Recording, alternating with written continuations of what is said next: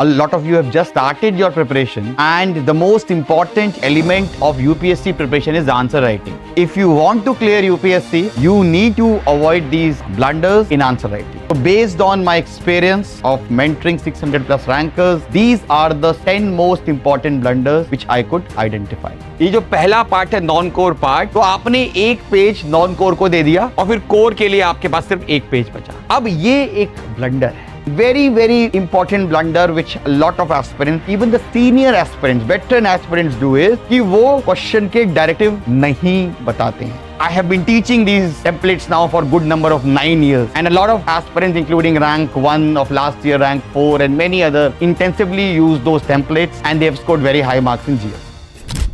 Hello everyone, I am Sajal Singh, and in today's video we would be discussing the 10 blunders that you need to avoid while writing mains answers, because a lot of you have just started answer writing. A lot of you will be giving the mains next year. A lot of you have just started your preparation, and the most important element of UPSC preparation is answer writing. And it is in the answer writing part that a majority of aspirants make mistakes. Some mistakes can be tolerated, some mistakes are blunders. And if you want to clear UPSC, you need to avoid these blunders in answer writing. Now, why I am doing it now is because you have a year. So in next 1 year, while practicing answer writing, you need to ensure that you are avoiding these blunders. Okay, na? So based on my experience of mentoring 600 plus rankers and doing mentorship for last 10 years, these are the 10 most important blunders which I could identify. Okay? सबसे पहले, these are some of the testimonials of top rankers of this year, handwritten testimonials who have utilized my mentorship, our answer writing program, and through that they have avoided these blunders that I will be talking, and through that they have got the top rank. सबसे पहले हम बात करते हैं, the most important blunder is non-core versus core part division. अब यहाँ पे majority of the aspirants, majority of the people who give mains, they do this mistake where either they don't address the non-core part, in some questions they don't address the non-core part, and in some questions they address it beyond the limits. Right? We have to be very serious about it, that non-core part has to be addressed. If you don't address non-core part, you are losing 1 mark at least. And if you are addressing the non-core part, it should not be more than 25% of the main body part. ठीक है ना? It will not be like that कि आपने 6 point non core के लिख दिए और 6 point core के लिख दिए. अब ये कोर नॉन कोर आइडेंटिफाई कैसे करें? Let's understand that first. तो सबसे पहली चीज तो ये है कि कोई भी क्वेश्चन में अगर एक ऑब्जर्वेशन है और ऑब्जर्वेशन के बाद डायरेक्टिव है, for example in any question you have a statement where it can be an observation followed by directive. For example, e-governance will bring transparency and accountability in India, but it suffers from number of issues. And then you have a second part where you have a directive. Examine the issues faced by e-governance in India. So यहाँ पे जो issue part है, that is the core part.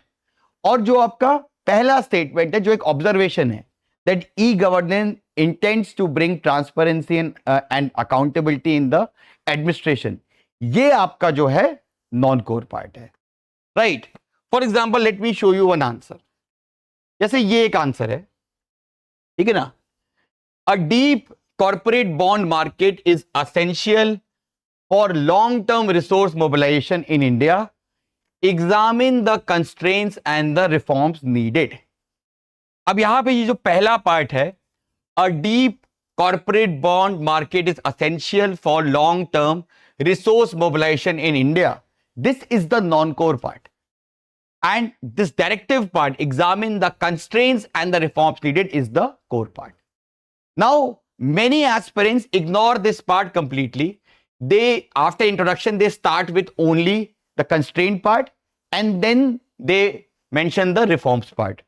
ठीक है ना? बहुत सारे aspirant, जैसे ये एक तो if you see this copy, यहां पे ये जो पहला पार्ट है नॉन कोर पार्ट, नीड वाला, अब नीड वाले में देखो ऑलमोस्ट एक पेज एड्रेस कर दिया गया, एक पेज, क्योंकि ये 10 मार्क्स का ही है, तो आपने एक पेज नॉन कोर को दे दिया और फिर कोर के लिए आपके पास सिर्फ एक पेज बचा, ठीक है ना? अब ये एक ब्लंडर है क्योंकि you have given too much space to the non core part and that will compromise your number of points for the core part.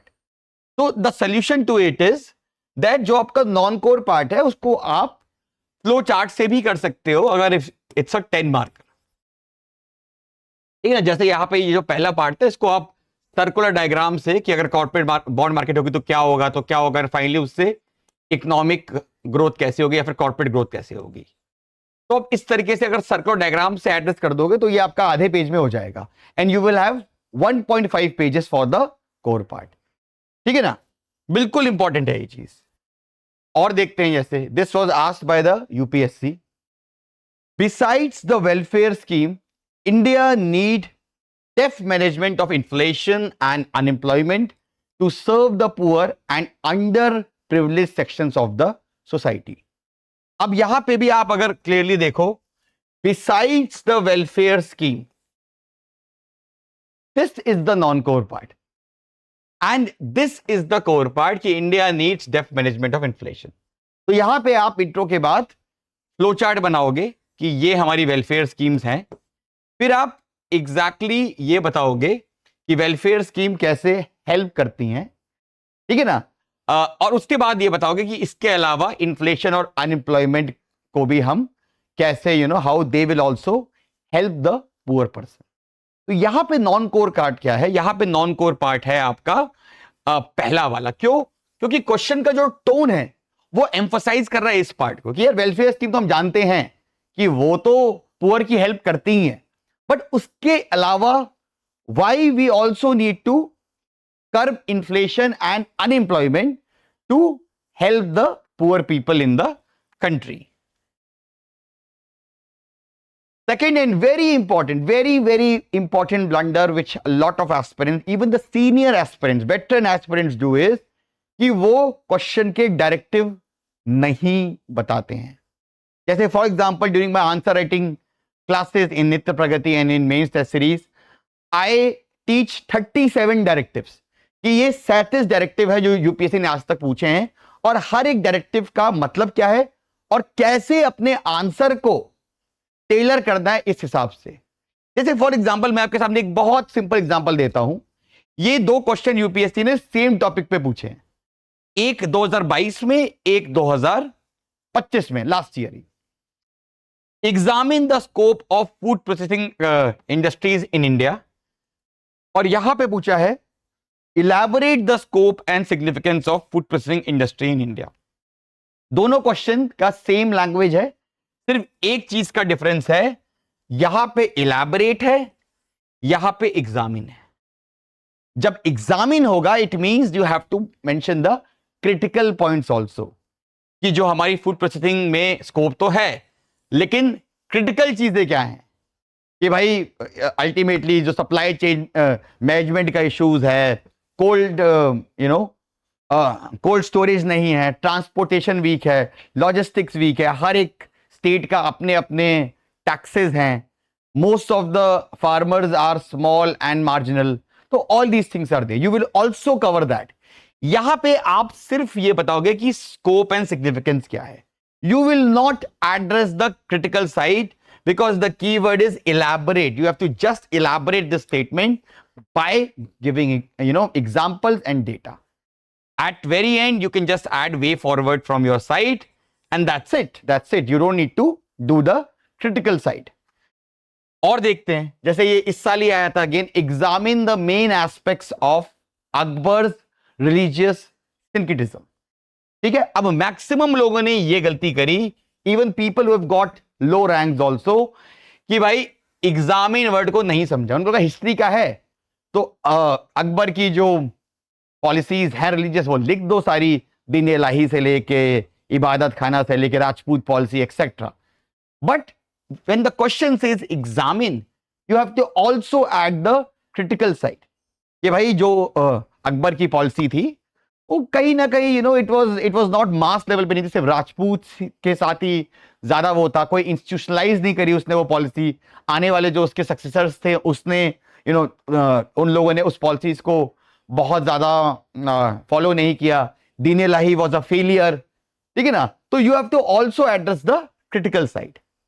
Same जैसे ये है, trace the rise and growth of social religious reform movement with special reference to young Bengal and Brahmo समाज.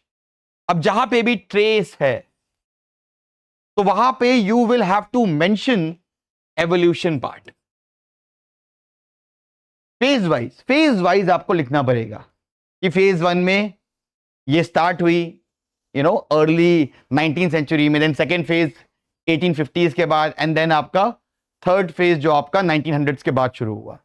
और उसी बीच because it says with special reference 1/4 से लेके 1/3 तक आपको यंग बंगाल और ब्रह्म समाज को एड्रेस करना होगा. बाकी आप जो इन जनरल भी जो राइज एंड ग्रोथ हुआ था सोशल रिलीजियस पॉलिसीज का, you can mention that, you can discuss that. ठीक है. नेक्स्ट आते हैं, not breaking the question. Very important, very very important. Whatever keyword is there in the question, you have to break down each and every keyword and you have to elaborate that keyword in detail. जैसे for example, besides being a moral, ये सब PYQs हैं, besides being a moral imperative of a welfare state, primary health structure is necessary, a precondition for sustainable development. Analyze. So you have to first mention besides why it is a moral imperative of a welfare state, what values of preamble is being fulfilled if we focus on primary health structure. Second is how it is a necessary precondition for sustainable development, right? How when there is progress in the primary health, how the SDG goals or sustainable development process will be realized. Then because it says analyze, so you will also mention the issues in the Indian PSC, and finally suggestions. तो 4 part में इसको break करना है. Are tolerance, assimilation and pluralism the key element in making of Indian form of secularism?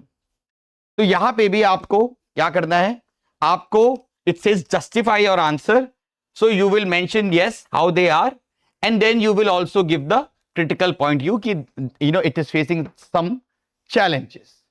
The Constitution of India is a living instrument with capabilities of enormous dynamism.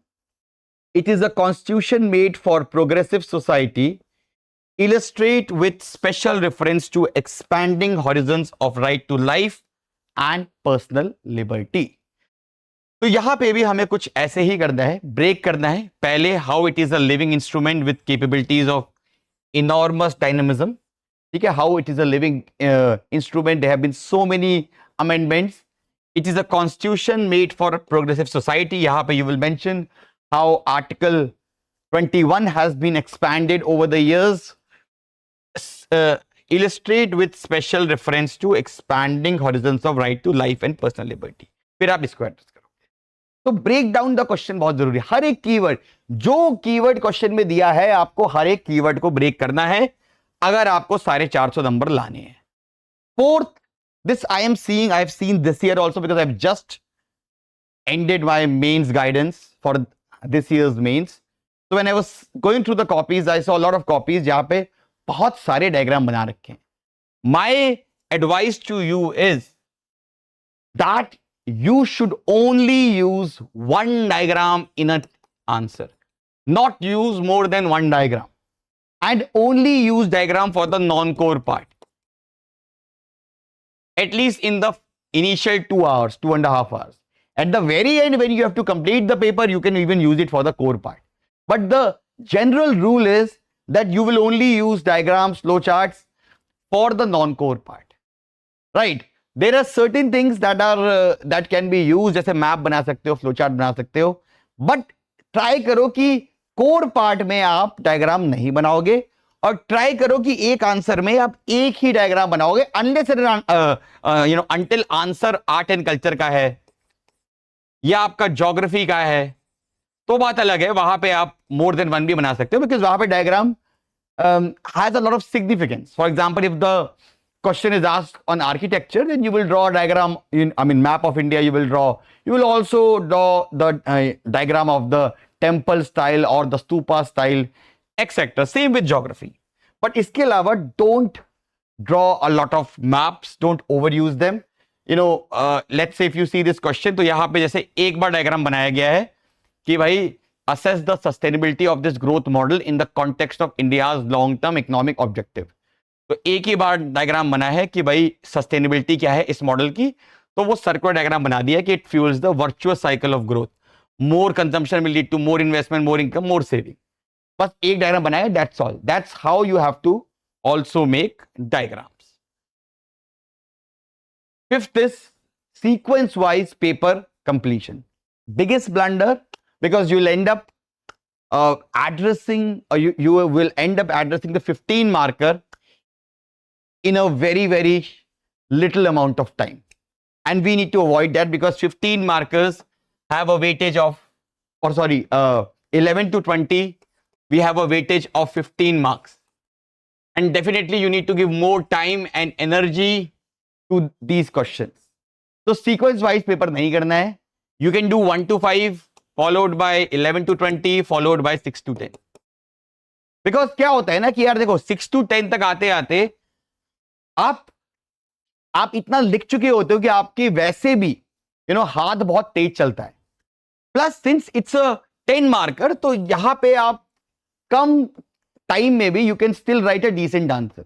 But 15 marker में you need some time, you need at least 10 minutes to write an answer. You can't write these answer in like 4 minutes or 5 minutes, which is possible in the case of 6 to 10 वाले marks वाले. ठीक है ना? So therefore sequence में paper नहीं करना है. You can do 1 to 5, then 11 to 20, and then 6 to 10.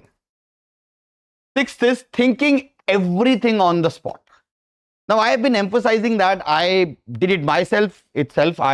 In my first mains, I got very less marks in GS because I was thinking on the spot, and I had a lot of knowledge but could not articulate that knowledge in the actual exam.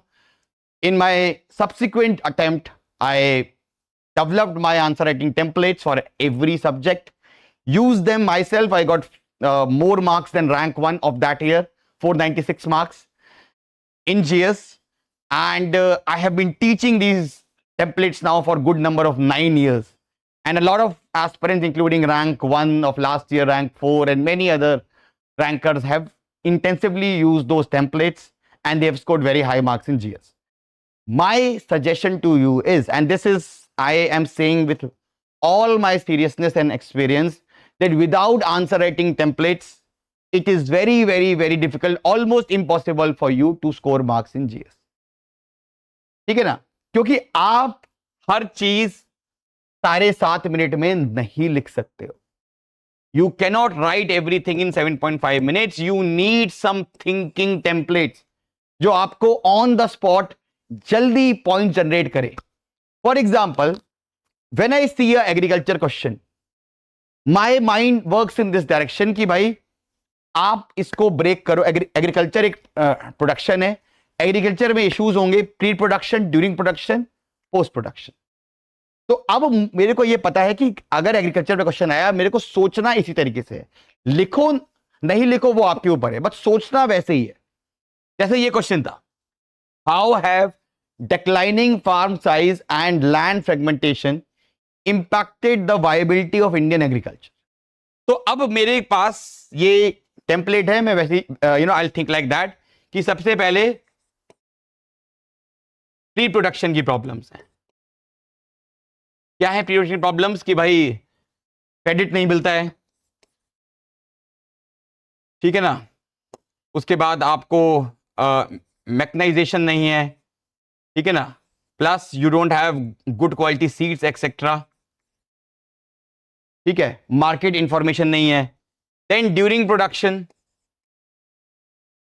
We are using outdated technology, lack of mechanisation, HYV seeds आप use नहीं कर रहे हो, low quality seeds आप use कर रहे हो, economies of scale आप अचीव नहीं कर रहे हो क्योंकि लैंड छोटी है.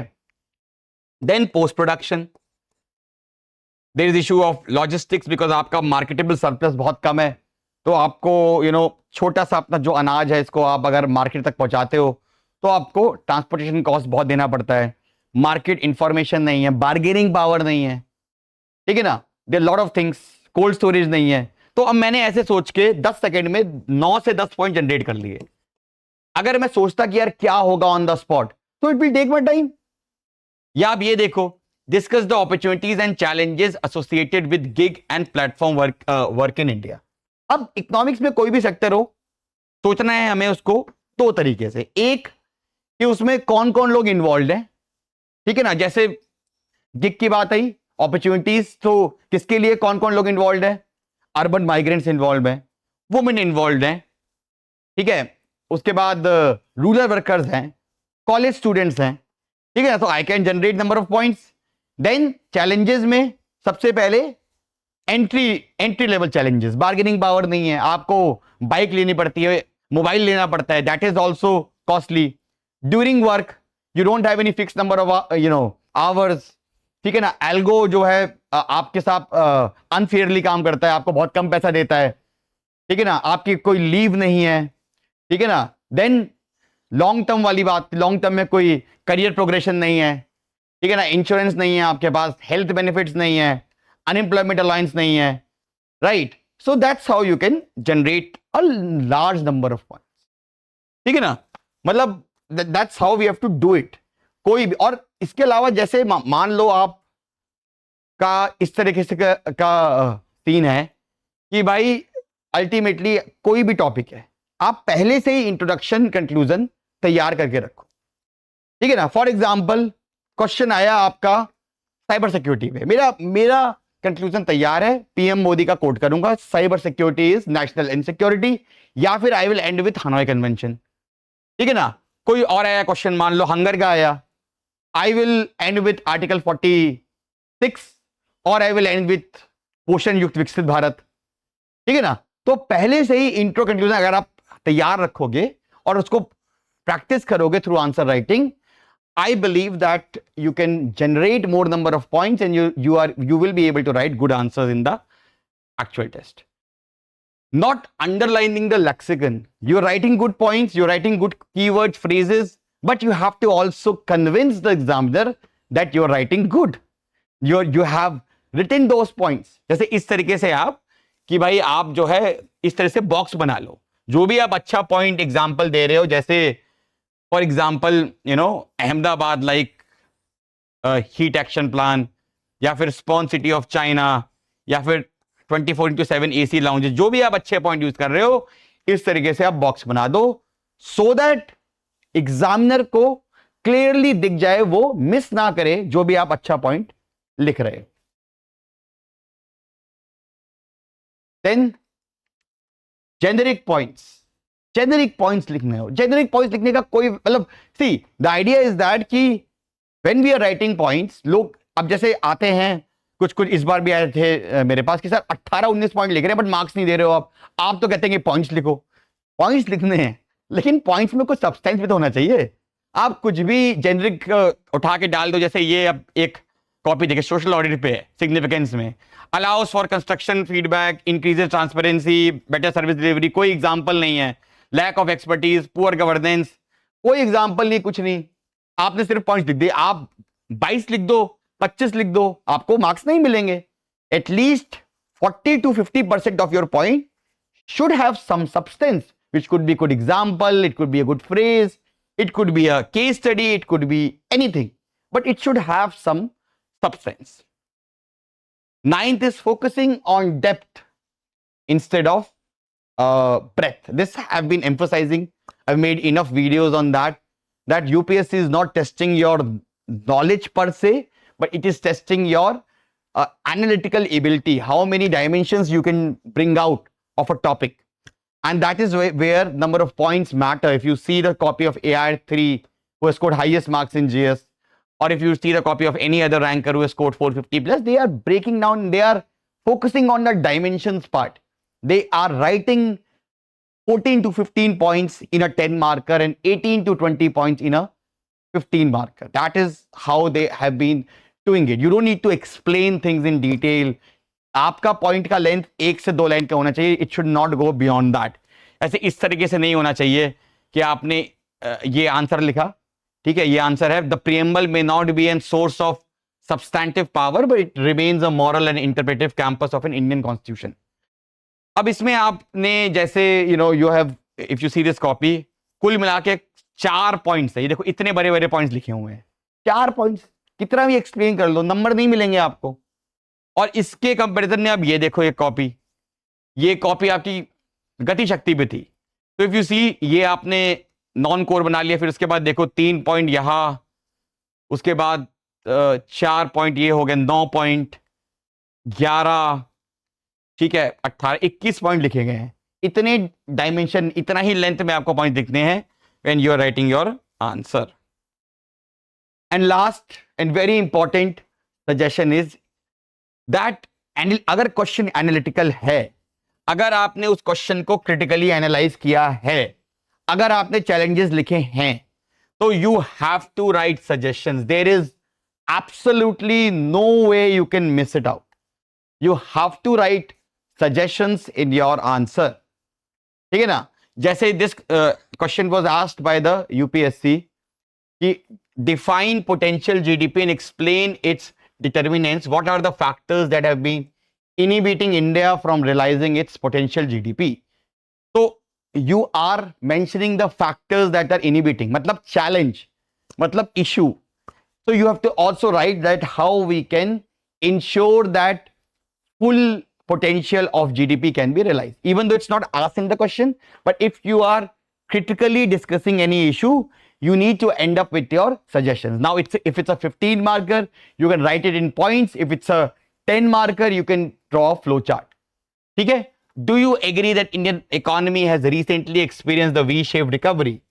So, here you will discuss the critical part also, and you will then mention suggestions which can finally ensure that Indian, economy has recovered, or it will experience a V-shaped recovery in the future.